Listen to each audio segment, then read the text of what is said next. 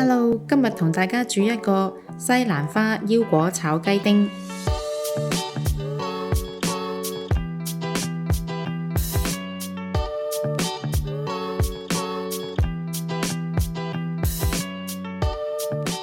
將雞肉洗乾淨，切件，加入醃料，有生抽、紹興酒、糖、鹽同埋少少生粉，撈勻咗之後醃15分鐘。西蘭花洗乾淨，切小件，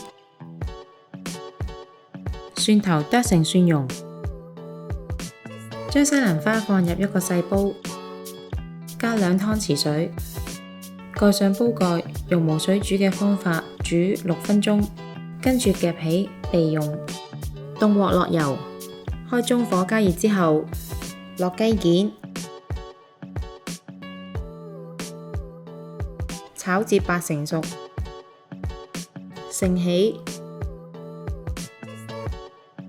喺原鑊用返頭先嘅雞油，開中大火爆香蒜頭，加入西蘭花、雞件，略炒。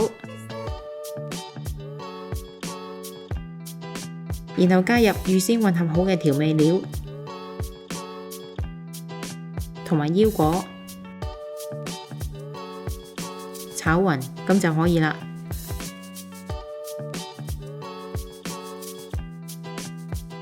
鍾意我哋條影片嘅朋友可以 Like、Subscribe、Share， 同埋記得撳着個鐘仔，可以第一時間收到我哋嘅最新資訊同埋影片。